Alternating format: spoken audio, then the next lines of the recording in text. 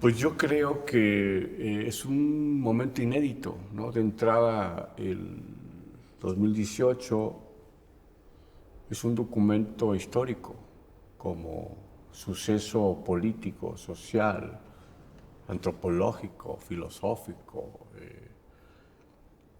Y desde ahí creo que el dramaturgo, como la mirada consciente, la mirada crítica, la mirada que está pendiente de los cambios, de las transformaciones, pues tiene un gran material para poder sintetizar esas transformaciones y en concreto lo que está pasando ahora, ¿no? Entonces, pues siempre habrá grupos que no estén de acuerdo, grupos que sí están de acuerdo. Vive la différence, dicen los franceses, no viva la diferencia. Pero creo que es un momento inédito, es un momento histórico, no solamente para el teatro, creo que para todas las artes y creo que para toda la sociedad, ¿no? A mí me encantaría, por ejemplo, hacer una obra sobre los apátridas, los patrioteros y los patriotas. Es decir, los apátridas son los que no tienen ni padre ni patria, que es todo un grupo bastante reconocido y conocido en nuestro país como para hacerles la isla de los apátridas, ¿no? Y que se pongan a trabajar por bien de la isla, porque amar a México, pues es ser patriota, no patriotero. Patriotero, pues son los que traen la matraca y se disfrazan de charro y se emborrachan y dicen, grita viva México, cabrones, ¿verdad? Pero pues ni saben la diferencia entre la reforma ni la independencia, ni la revolución, entre la época moderna. Entonces, amar a tu patria es amar la historia, es conocer tu historia. Y creo que es una de las características de este régimen, la pasión por la historia, la pasión por la memoria, la pasión por los personajes que realmente amaron y aman a su país, a su patria. Y ahí tenemos el ejemplo pues, de Morelos, ¿no? De Emiliano Zapata, de Felipe Ángeles, que ahora se va a construir un aeropuerto increíble a la medida de cualquier aeropuerto del mundo, con todas las polémicas, etcétera. Pero es Felipe Ángeles, y quién es Felipe Ángeles, y creo que poca gente a lo mejor sabe quién fue y quién es el general Felipe Ángeles, que es un personaje emblemático, que decía cosas así, por ejemplo, la revolución no es un fin, la política no es un fin, son medios para hacer hombres a los hombres. Nada es más sagrado que el hombre, lo humano, ¿no? El retorno al humano, que es finalmente también el trabajo del poeta de todos los tiempos. Hacer poesía es volvernos al tiempo del humano. Hacer justicia es volver al tiempo del humano. Y creo que México está hambriento de justicia, está hambriento de poesía, y ahí está donde el dramaturgo, con ojos de síntesis, de crítica, de mirada profunda, no quedarse en lo superficial, ni en el entretenimiento banal, pues puede registrar todos estos momentos realmente inéditos, ¿no? Cada semana, cada día pasan cosas inéditas en el país, en el que creo yo que el principio fundamental es la pasión por México, es el amor por México, es el amor por la gente, que desde hace por lo menos medio siglo o más, bueno, desde la conquista o la resistencia, como es este suceso violento, sangriento que es la cruz, como lo sintetiza muy bien Sergio Magaña cuando le preguntan, ¿y esto qué es? Le responden, es la cruz,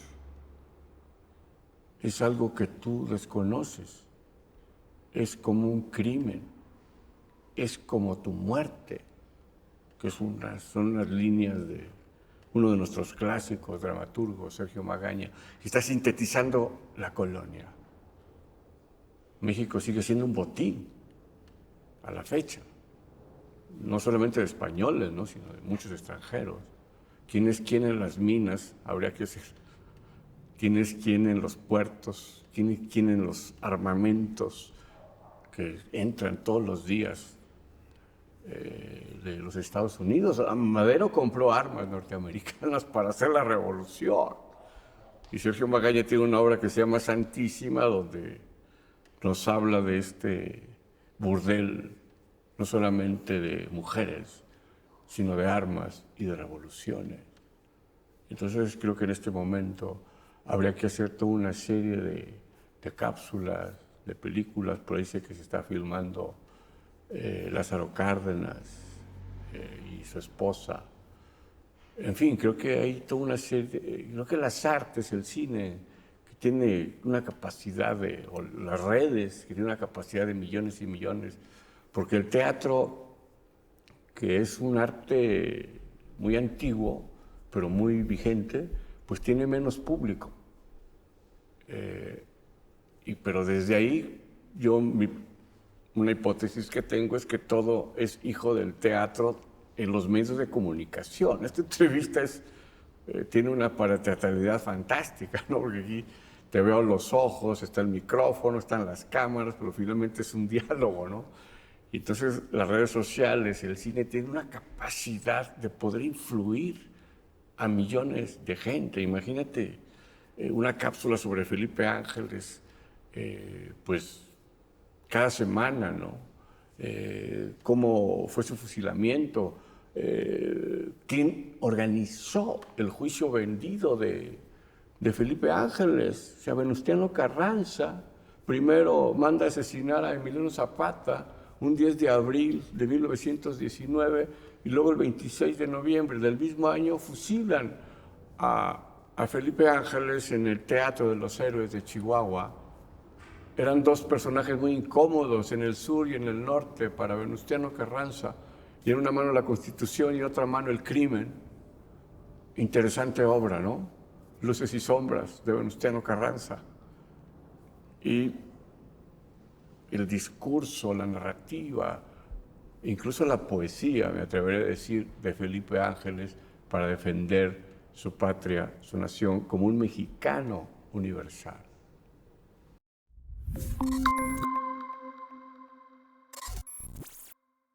Como dice el poeta, todo es hoy, siempre soy.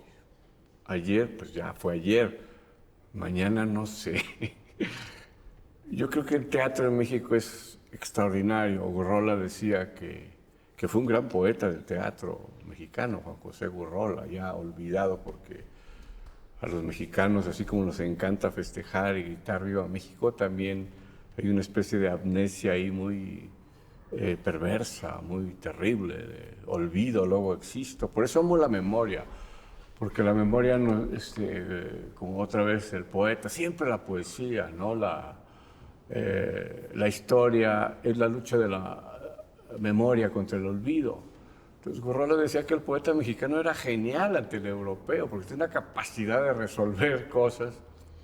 Entonces yo creo que el teatro en México jamás va a morir, porque no solamente es el COVID, hay pandemia de pereza mental, por ejemplo, hay pandemia de indiferencia, hay peste por todos lados, ¿no? O sea, la peste de los desaparecidos, las desaparecidas, la peste de las fosas clandestinas. Cada día salen noticias de que en Zacatecas, en Tamaulipas, en Veracruz, bueno, en todo el país es una especie de fosa terrible, ¿no? Es una tragedia cotidiana.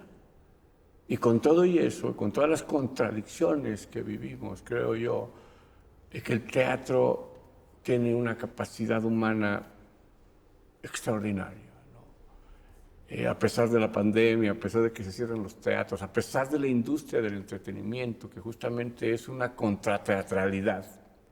Y me explico, ¿qué es esto de la contrateatralidad? ¿Qué es esto de ir contra el teatro, pero finalmente estás haciendo una obra, un gran espectáculo, ¿no? Donde salen pues 30, 40 bailarinas y tienen trabajo y los técnicos y la taquillera, pero en realidad el fondo de eso es un show para evadir, para entretener y pues prácticamente se convierte en un refugio existencial. Eso es ir contra el teatro, porque el teatro desde sus orígenes ha sido transgresor. Por eso, pues, han quemado teatros cuando Darío Fo le dan el premio Nobel, bueno, hace un escándalo el Vaticano. Quítenle ese premio a este sacrílego. Pues todo poeta del teatro, todo poeta es un transgresor.